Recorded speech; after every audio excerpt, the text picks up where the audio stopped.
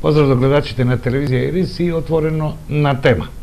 И отворено и на тема. А темите ги најавам цела една недела и ги реализираме секојдневно со професорите, со деканите, продеканите на Универзитетот Гоце Делчев. Од секој од факултетите се обидуваме да поведеме на разговор кој е актуелен, пред се за студентите, сегашните, идните, перспективите на секој од овој факултет, но и она што моеве гости го носат со себе како знаење, како научници.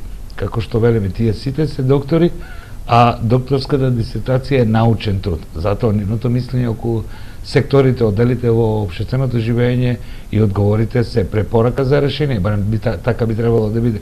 Наше е да ги потикнеме разговорите. Вие ги следите одговорите и ги оценувате. Се во општество е на оценување и на валоризација. Така е со потрошувачкото општество. Не велам дека моите гости се потрошени или се дел од потрошувачкото општество. Тоа е сублимат на начинот на живење во 20-тите години од 21-виот век. Мој гостин е продеканката за настава Емилија Арсов од Факултетот за земјоделство од Универзитетот Гоце Делчев. Продеканке, добре дојдовте во мојава емисија и како млада дама, млад научник професор, имам чест да ви поставам неколку прашања за кои што во најавата ги кажав што ми е важно. Вие веќе Факултетот за земјоделство постои 10 години во Универзитетот Гоце Делчев, продуцираше кадри, некои од тие кадри денес се и научници, професори, ни доаѓа новата година, тоест новата уписна година. Како стоят со студентските програми и со студенти? Поздрав до вас и поздрав до гледачите на Ирис телевизија и на Отворено на тема. За почеток би сакала јавно да ви се заблагодарам на вашата иницијатива што ја спроведувате заедно во соработка со Универзитетот Гоце Делчев од Штип, да представници од факултетските единици при универзитетот ги презентираат своите студиски програми, да покажат пред широката јавност со какви студиски програми располагаме во новата академска година, односно новата студиска година 2018-2019. Како што и вие напоменавте во вашата најава, земјоделскиот факултет расте и се развива заедно уште од самиот почеток на развојот на Универзитетот Гоце Делчев од Штип. Уште од самиот почеток чекори постепено и се развива и функционира во 6 катедри кои што ги има во 4 наставни центри, односно седиштето на земјоделскиот факултет е во наставен центар Штип, понатаму имаме наставен центар во Струмица, во Кавадарци и во Прилеп.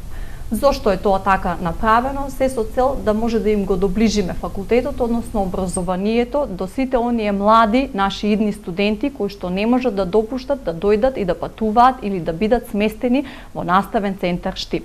Тоа е направено поради фактот дека Македонија е релативно земјоделска земја, дека имаме земјоделски површини кои повеќе или помалку се искористени, меѓутоа како и да е, на секоја земјоделска површина е потребно агроном инженер кој што ќе учи и најтопло намерно јас им препорачувам на идните млади студенти да дојдат да учат на земјоделскиот факултет и да ги видат можностите што ние ги нудиме.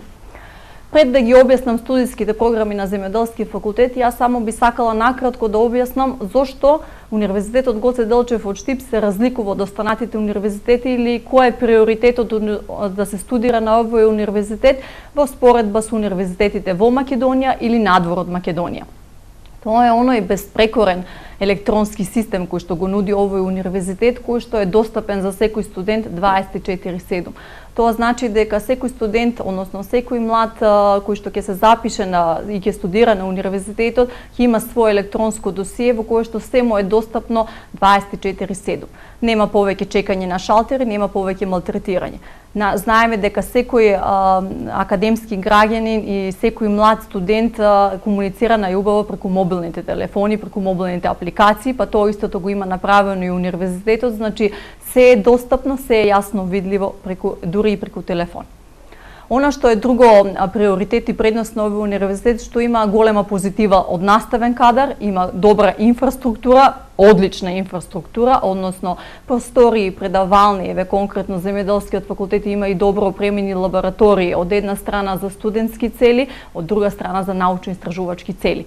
Ние секогаш во промотивната кампања на земјоделскиот факултет јасно потенцираме дури дали се тоа отворени денови, дали се тоа значи презентации кон младите уште од средношколските денови, важна е нивната идеја Доколку имаат идеја, ние им нудиме тло за нивна реализација. Односно, имаме безпрекорен научно-истражувачки центар, Унилаб, лабораторија под Земјоделскиот факултет, која што располага со капацитет кој што мислам дека го нема ни на Балканот, кој што нуди можност за остварување на целите и на идеите на секој млад истражувач.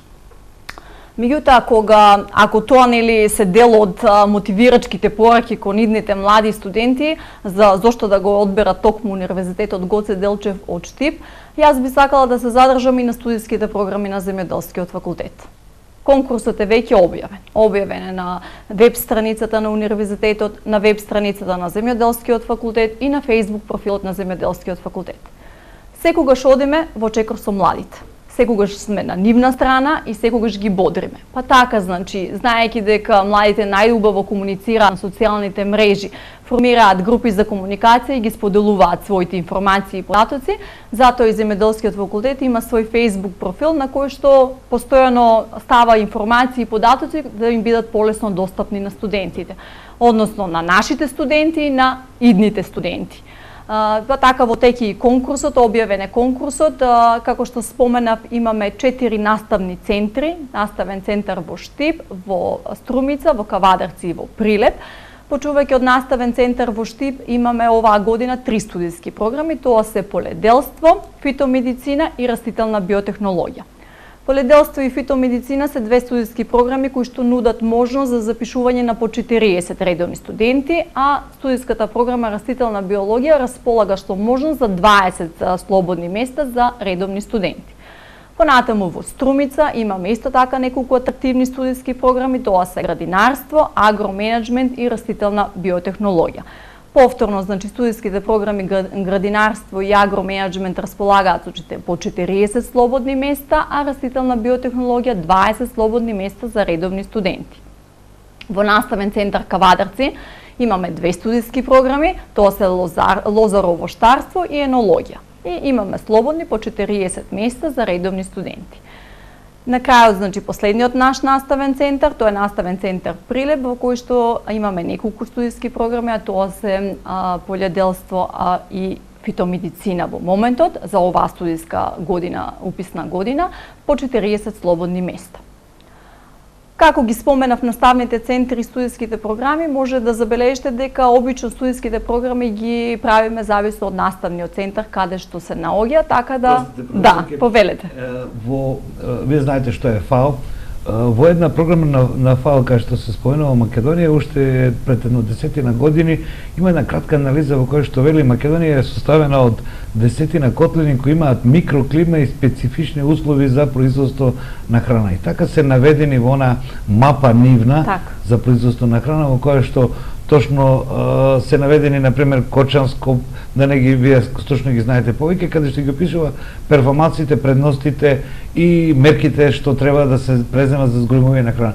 И сега ово ми дојде како продолжување на таа европска мапа, кога што велите вие, точно секоја од овие котлини со науката и со потенцијалите за производство. Од таква основа ли го направите распоред? Токму така. Баш на таа основа се направени студиските програми. Тоа значи дека искористувајќи го капацитетот, што се нуди во околината на Штип или во околината на Струмица или Кавадарци или Прилеп, така ни беа направени студиските програми.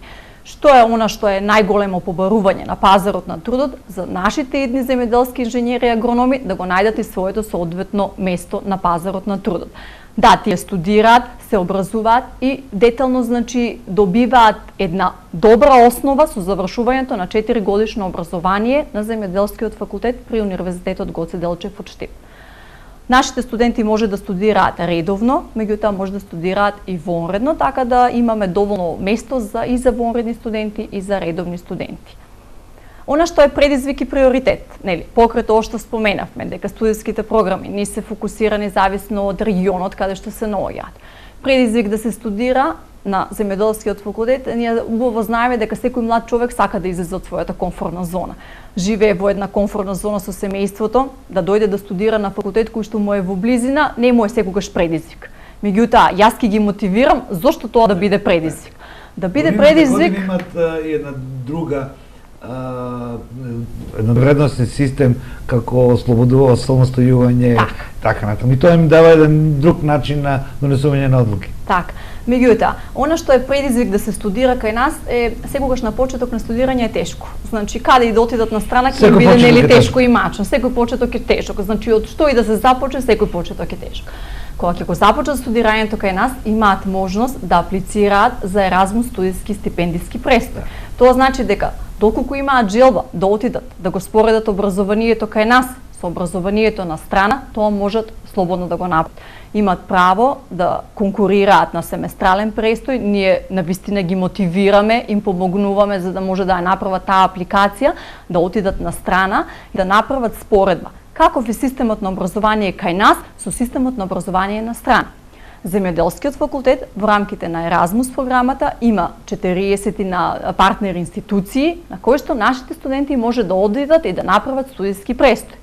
Кажете ни каде тоа? Може да отидат во Португалија, во Италија, во Шпанија, доколку имаат јазична бариера, што јас не верувам дека младиот човек би имал таа јазична бариера заради тоа што светот на информатичката технологија прави еден чекор напред, па јазикот може многу лесно да го научат, нели, и комуницирајќи на социјалните мрежи. Може да отидат и во Бугарија, може да отидат и во Хрватска. Ние сме испраќале студенти, се отишле на страна. Она што е приоритет и што можам да го кажам, што како продекан за настава сум го навистина увидела од страната на моите студенти е дека кога ќе се вратат, тие се оформени како една комплетна личност, односно ќе отидат на страна, ќе видат каков е животот таму и академски се чувствува. Навистина се чувствува, значи сум имала студенти кои што навистина кога ќе дојдат имаат пред се поголема самодоверба, заради тоа што ќе отидат на страна, тие се оставени таму на самите себе, нели? Тука професорите се грижат за нив, имаат една убава комфортна зона дома во фамилијата и имаат поддршка. Меѓутоа кога ќе отидат на страна, се е оставено на нив и мора сами да се снаоѓаат и сами да го остваруваат патот. А како искуство тие таму се во конкуренција со своите колеги во тие образовни центри? Што ведат тие, може да се носат со квантумот на знаење, се инфериорни, се супериорни или брзо учат па се прилагодуваат? Значи, особено се многу флексибилни на страна. Кога ќе отидат на страна во другите институции, значи таму се најтоплонамерно прифатени и буквално значи се на исто рамниште со нивните студенти. Комуницираат на јазик англиски секако, значи доколку отидат во Италија или во Португалија или во Шпанија, значи јазик на кој што комуницираат и буквално тоа е исто и за нивните студенти и за студентите од страна. Значи комуницираат на англиски јазик, меѓутоа со нивото на знаење им се пружа се исто како на нивните студенти. И мислам дека нашите студенти покажуваат и поголема иницијатива и потенцијал заради тоа што тие се таму краток период. Ќе отидат само за 4 месеци и ќе се вратат. Оние кои што се поамбициозни сакаат да искористат што е можно повеќе од она што им се нуди. Им се нудат лаборатории, терен, практична настава и тие гледаат да искористат што е можно повеќе, за да може што е можно повеќе да научат и тоа знаење понатаму да ни го пренесат и на нас. Не тешко стереотипите се најтешко рушат.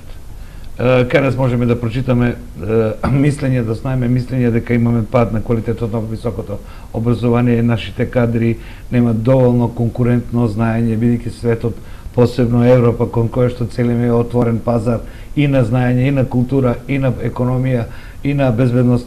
И во сето тоа треба да се има висока доза на образованост заради конкурентност. Еве, вие ми кажувате една пријатна работа дека тие наши студенти не се чувствуваат инфериорно. Па не се чувствуваат, значи буквално... А зошто тогаш имаме така представа? Еве, ние сме овде медиум, вие како одговорен професор, тој стереотип малку да го разбиеме, дека нашите деца не се полошо образовани од нивните врсници? Воопшто не се полошо образовани. Јас секогаш велам, сега се наоѓаме моментално во една ситуација во која што, навистина, значи ние професорите многу делуваме на студентите во смисла образување. Од една страна им го пренесуваме професионалното знаење кое што го нудиме, од друга страна ги образуваме како една академска личност. Тоест, им кажуваме како да комуницираат со надворешниот свет, како им даваме совети за правилно допишување на мејлови, како тие треба да комуницираат, значи со луѓе кои што дали ќе бараат работа или ќе прават допис за некое вработување или за некоја летна пракса, слободно. Што им советувате? Како им се обраќаат на своите врсници и на професори, на ти или на ви? А тоа што 90% од вашите студенти не умеат на постари луѓе да им се обратат на ви. Сметаат ли дека така треба? Значи, не сите студенти, значи не можеме да ги ставиме нели Да сите не на ги едно се- исто паралелно Да, ниво, да. на едно рамниште, Мора да така е е. И може би да, значи и јас лично сум се соочила со ситуација кога ми се обраќаат на ти наместо на вие, меѓутоа она што воопшто значи не го чувствуваме како навреда, туку ги учиме како понатаму, значи како тие да го променат тоа и да знаат кога еднаш ќе им кажете, ако тие најтоплонамерно го прифатат тоа, ќе знаат дека наредниот пат кога ќе дојдат, значи кога ќе се обратат, ќе се обраќаат на вие. Затоа што тоа непојмливо тама како невоспитано се оценува. Може би некогаш и несвесно тоа, значи во комуникација сметаат дека зависно од тоа нели како и вие ќе им пристапите, пошто ние им пристапуваме најдобронамерно, секогаш ги најдобронамерно советуваме, секогаш имаме време за нив, одвојуваме време за нив и кога не е термин за консултации, секогаш може да дојдат слободно, значи да тропнат на врата, да влезат и да прашаат, пошто секогаш имаат некое прашање. Значи, кога се би било јасно, не би постоеле ние, нели? Затоа сме ние тука, за да ги насочиме, да ги усмериме и да им го покажеме вистинскиот пат. Па дури и кога ќе се обратат на ти, да им укажеме дека треба на вистина да имаат еден почит, една хиерархија, значи кон повозрастните. Но рековме дека сте задоволни од квантумот на знаење, патот од теоријата до праксата води макотрпно низ потврдување на тоа знаење. Во Македонија се води некои од владите ја нарекуваат земјоделска политика, политика на поголемо производство на храна, помала зависност од увозот и така натаму. И потребни се стручни кадри кои тоа ќе го знаат. Некако според мојот печеток и на гените одиме падни стани, еднаш науката ја слушаме, следниот пат администрацијата и немаме јасна перспектива. Што велат вашите студенти, професорке? Утре кај ќе работам, што може да придонесам на општеството, бидејќи тие со 23-24 години се носители на активностите во заедницата. Тоа е така. Значи, нашите студенти кога излегуваат добиваат една добра основа, јас би рекла одлична основа при завршувањето и добивањето на диплома, дипломиран земјоделски инженер агроном. Диплома со која што секаде би се горделе заради тоа што знаењето кое што го добиваат е заедно споредено, значи одиме паралелно, добиваат теоретско знаење, меѓутоа збогатено и со многу пракса. Тоа значи дека студентите, почнувајќи од прва година на студии на земјоделскиот факултет, имаат задолжителна летна пракса. Каде го гледаме бенефитот од таа летна пракса, значи тие еден месец поминуваат во некоја фирма, компанија со која земјоделскиот факултет има склучено договор за соработка, и од тука веќе ја правиме конекцијата помеѓу студентот, помеѓу праксата, односно фирмата и газдите кои што се носители на таа фирма, за да може да го оценат квалитетот уште од самиот момент на студирањето. Односно, таквите амбициозни млади луѓе кои што ќе отидат и ќе ги покажат своите амбиции во фирмата на ниво на летна пракса, понатаму добиваат и можност за работа. Сме имале многу млади студенти кои што уште во студентски денови добиваат можност за работа, односно после завршувањето на студиите само што дипломираат, веднаш се вработуваат. Значи статистиката тоа ни го покажува. Јас секогаш ги стимулирам нашите студенти и секогаш им велам дека тие треба да бидат оние кои што сами ќе си го отворат патот. Да, ние го газиме заедно патот, меѓутоа тие сами продолжуваат понатаму. Наше е, значи ние можеме да им дадеме препорака. Јас секогаш им велам, кога ќе завршите, секогаш каде и да сакате да тропнете на било која врата, ние како научни работници, значи како професори од високото образование, можеме слободно да напишеме препорака заради тоа што вложуваме во вас, сепак вие сте наши студенти, вложуваме во вас како во теорија, како во пракса, да. Можеме, значи, слободно да ви напишеме препорака со која понатаму ќе ви се отвори патот за ваше вработување. Еве се уште една тема, професор. Вие рековте, опремени сме со најсовремена лабораторија, квантумот на стекнато знаење кај професорите, кај другите вработени, па и кај студентите е на задоволително ниво. Кај нашите земјоделци, она што анализите преку Министерството и па преку институтите за земјоделство покажуваат дека навиките се тешко минуваат и дека употребата на знаењето, кое бргу се менува не е на задоволително ниво. Еве да ви покажеме, да ви кажеме еден пример. Имате несовремена земјоделство. Можете ли вашите студенти, вашите асистенти, вие како професори, да им помогнете на овие луѓе да додат да направат анализа на земјиштето, па од тоа вие да изработите така речена карта на можни земјоделски, или имате програма, како беше, растителна биохемија, така беше? растителна биотехнологија. Биотехнологија, простете. Значи, сето тоа да биде во една обшествена корист, поголемо производство, посигурно производство. Можна ли е таква соработка со нашите земјоделци? Можна е. Значи, кога ќе дискутираме на оваа тема, значи секај нас оди постепено. Значи, не можеме ние одеднаш да очекуваме дека преку ноќ би се измениле нештата, нели? Ние како земјоделски факултет започнавме со една иницијатива дисеминација на знаење. Што значи тоа?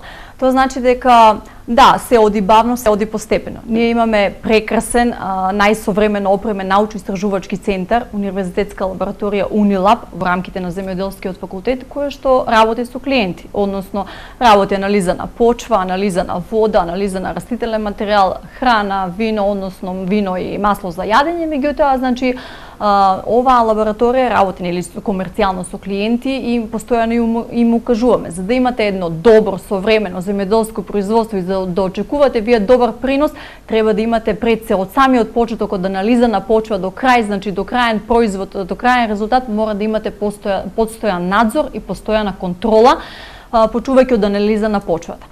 Ние за таа цел, заедно со Факултетот за информатика, во рамките на еден проект од Erasmus Plus програмата, направивме 2 софтверски решенија, односно како би имплементирале информатичката технологија во земјоделското производство.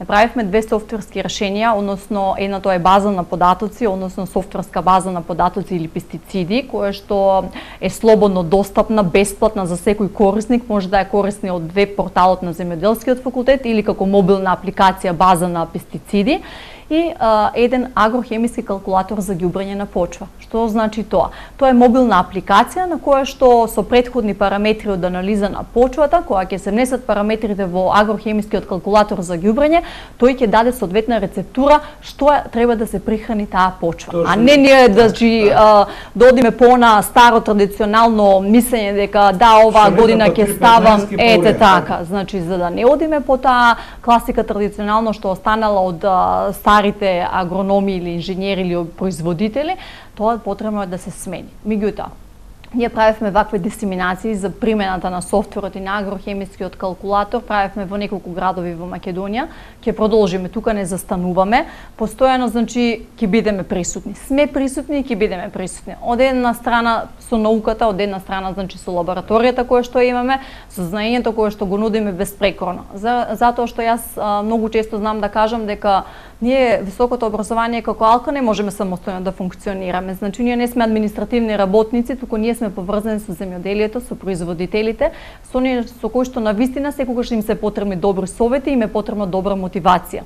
Како што ги мотивираме младите студенти, така ги мотивираме, значи, и оние производителите. Да, навистина е тешко, јас не велам дека е лесно земјоделие, далеко од тоа, меѓутоа, значи, секогаш мора да ја најдеме позитивата. Во се она што го работиме, мора да ја најдеме позитивата и секогаш даваме поддршка. Професорки, вашите студенти ги мотивирате, собираат знаење, можете и тие го преминуваат ли тие тоа како земјоделци? Еве, не мора да бидат тие инженери да пренесуваат знаење на стотици, мини фарми, појаделски површини и така натаму. Туку самите да имат и предприемачки дух и тоа да го направат. Ова ви го кажувам од една проста причина, што кога ги погледнете статистичките податоци колку еден производител на храна во Холандија, во Западна Европа, во Источна Европа храни лица, ќе видиме поразувачка позиција. Еден холандјанин 34-35 лица храни како единка, на Балканот тоа е намалено некаде околу 10, освен Хрватска и Војводина, Бугарија, а не имаме 1,8. Се тоа како податок е стуро, но е потикнува една друга размислување. Можете ли овие млади ваши студенти на практична причина како предприемачи да го направат тоа? Имаме ли такви примери? Значи, нашите студенти, уште од зборувам, значи, уште додека се во години на студирање од 1 до 4 година на земјоделскиот факултет, постојано ги инволвираме. Значи, тие беа инволвирани и во софтверите, и во базите на податоци кои што ги направивме. Значи, најголем дел од податоците ги внесоа тие. Значи, тоа е многу важно. Значи, сето тоа тие го внесуваат и го учат. Постепено го учат и веќе знаат со кои проблеми може да се соочат. Таа база на пестициди изобилува со многу податоци кои што секој производител, зависно поделено по култури, може да се ја најде, значи, соодветен одговор на она што го бара. Студентите значи беа инволвирани, се инволвирани во голем број на научно-истражувачки проекти и тоа практично го применуваат. Ние конкретно и на курсот фитопатологија секогаш ги мотивираме студентите да не биде тоа изработка на класична проектна задача, туку да биде собирање на заболени растенија. Нешто што кога ќе излезете во природата, ако не го студирате земјоделскиот факултет, промената на бојата на листовите ќе ви биде исто дали се жолти или се зелени, нема да многу да ви значи. Меѓутоа, земјоделскиот инженер агроном, студентот кој што студира, кога тоа уште во студентски денови ќе го согледа и гледаме дека имаме голема позитива и голем фидбек од нивна страна, дека навистина одат ги привлекува природата. Со тоа желбата и љубовта кон природата, кон науката и кон земјоделието ја подигаме на повисоко ниво. Значи, едно е да го прочита теоретски од книга, друго е реално во практичен седи што ќе се соочи.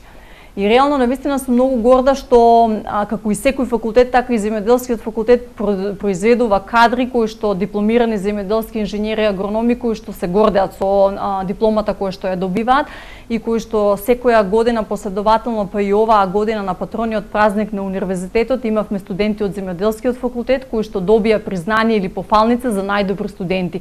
Студенти кои што завршија со 9,82 просек. Сме имали студенти и со 10 просек кои што завршуваат. Значи, во секоја генерација има многу успешни млади студенти кои што понатаму продолжуваат на втор и на трет циклус на студии, кои што исто така ги имаме акредитирано на земјоделскиот факултет. Тоа значи дека може да начекуваат светли денови бар што се однесува до науката во примената во земјоделието, во земјоделството, како сакат. Професор, ќе мора да ја поставиме една друго прашање како научник. Дилемата во светот денес, иако податоците се различни, вам тоа ви е и струка, најголемата фирма на светот за производство на вештачка храна, налесно кажено Монтесанто или Монсанто, ова година имаше голема загуба. Значи дека нешто во светот се менува, иако затоа што е веројатно вечната дилема. Ме интересира вие за Македонија. Дали сметате дека перспективата во Македонија е интензивно производство, зголемено производство или квалитетно производство, органско производство? Што е тоа што ние како овие малички котлини можеме да го понудиме на европскиот пазар, затоа што кога ги погледнете бројот на дивизии кои ги даваме за внесување на храна, изгледа неверојатно. Јас сметам дека тоа е веќе во свеста на производителите. Производството на здрава и квалитетна храна е нешто што мора секогаш да не алармира и мора да биде на прво место во производството. Што значи дека ако некогаш се одело на квантитет, на количина на храна, сега мора да се оди на квалитет. Зошто е тоа така? Се соочуваме со реално, значи се соочуваме со голем број на болести кои што се појавуваат кај нас, а секогаш осватот го бараме во храната која што ја внесуваме. И секогаш велиме дека покрај нервозата и стресот, покрај тој бурен начин на живот, храната е оној фактор број 1 кој што ги предизвикува болестите. За да не се наоѓаме во таква ситуација, веќе значи свеста кај земјоделците е подигната на повисоко ниво и се оди кон квалитетно производство. Затоа што јас велам, ние секогаш купуваме со око, нели? Не сме сите земјоделски инженери, агрономи кога ќе отидеме на пазар и секогаш кога ќе отидеме на пазар купуваме со око. И веќе значи секој е свесен како поединец дека кога ќе отиде на пазар, кога ќе види некои домати кои што се премногу големи, кои што светат, дека тоа не е всушност вкусно и тоа не е вистинското производство.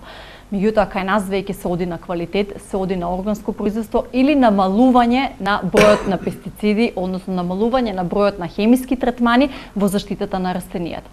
Ќе имаме многу поубаво производство, јас најискрено се надевам, меѓутоа и многу повеќе нели земјоделски инженери, агрономи кои што ќе се стремат кон производство на добра и на здрава храна. Државата, инспекцијските служби од државата треба се на потек, да немаме генетски модифицирани растенија кај нас кои донесуваат огромна штета не само по здравје на луѓето, туку и по видовите и врстите кои досега даваат резултати. Тоа е една работа, а втора работа е мерките, сетот на мерки кои науката во Македонија треба да ги каже. Како последно прашање, администрацијата државна е повикува ли во правењето на стратегии за развојот на земјоделието? Еве, професорот Мицински кој во пензија од Земјоделскиот факултет од Скопје предлагаше фолијарно прскање поради раната пролет, па администрацијата некако го забашари, тоа не го прифати. Професорот Димитров од факултетот од Скопје предлагаше нови врсти на нов начин на кроење за да се заштитат основните врсти, така на не дека немаме иницијатива, ама се тоа помине само во промоција. Што мислите како научник? Да, иницијатива постои и ние, значи, како тим на земјоделскиот факултет сме членови на такви работни групи, постојано го кажуваме своето мислење.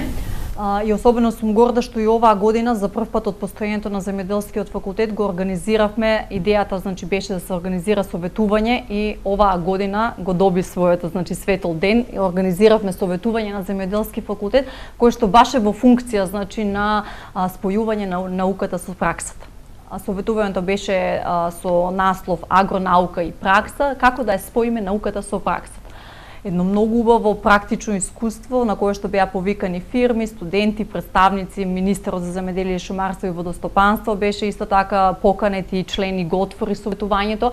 Беа отворени многу прашања кои што се топ тема во областа на земјоделието во моментот, како да се искористат средствата од ИПАРД програмата кои што се користат во многу мал процент во моментот, како да се повеќе информираат производителите понатаму, значи употреба на прецизно земјоделие, употреба на дронови, на GPS мониторинг во земјоделието, значи теми на кои што на некои теми значи дадовме своји забелешки и сугестии кои што ќе бидат доставени до министерството и понатаму ќе тежнееме постојано значи до нивна реализација, до постојано да испраќаме и да ги кажуваме нашите идеи се во смисла науката, да ја споиме со праксата. Посебно заради тоа што ако имаме среќа и ги почнеме преговорите со Европа, отварањето на поглавијата за земјоделието бара многу знаење. Така е. И бара и конкретни постапки на прилагодување на производството на храна кон стандардите кои Европа ги дава. Не е тоа само преговарање на маса, јас толку ти трговија, туку преговарање и приспособување на целиот систем. Да. Последно прашање, за вашата непосредна струка. Сметате локалните самоуправи да, иако законот ги обврзува, ама вие како научник би сакал да ве прашам, сметате ли да не запрашуваат против комарци, ма колку тоа и да ги чини локалните самоуправи? Еве, имаме дискусија дека тоа многу ги чини, последните неколку години парцијално се вршеше, па не се вршеше и така натаму, па ни дојде облакот на јазлеста кожа од Кавказ, па ни дојде уште еден облак од друга болест, па минатата година ја забашуривме лишманијата која под течението на река Брегалница направи многу штета. Би требало, значи, ако земеме да го, заради тоа што земјоделието не е една алка која што сама функционира во Синџирот. Значи, овде имаме конекција, постојано поврзување, значи, на практиката на земјоделието, понатаму, значи, тие инсекти кои што се вектори понатаму на многу болести. Од една страна кон луѓето, од друга страна на растенијата.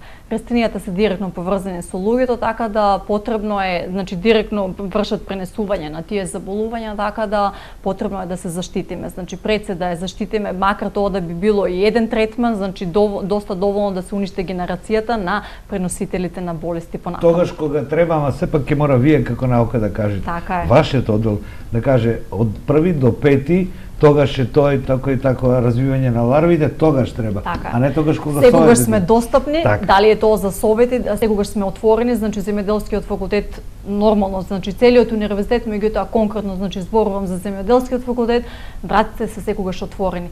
Како на научно-истражувачкиот центар, како на самиот факултет, секогаш се достапни професорите за било каков вид, значи дали е тоа изјава, дали е тоа помош, значи било каков вид на препорака, сме достапни и ви стоиме на располагање. А не сме достапни како медиум за вас, научниците, за студентите и за локалните самоуправи како лик да се најде најдобро решение кој ќе нанесе најмногу штета на граѓаните. Благодарам што бевте дел. Благодарам многу и на вас.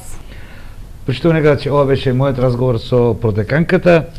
Ги слушнате темите, развојните проекти, состојбите во Министерството, во факултетот за земјоделство, но јас не можам да не поставам прашања кои се од круцијална важност за секојдневието производство на храна. Слушнавте и околу тоа што вели тесната стручност на мојава гостинка денес, кога вели не сме, барем така ја успеав да сватам, да се пренебегне опасноста од пренесување преку комарци, бидејќи штетата е многу поголема. Еве ги поздравувам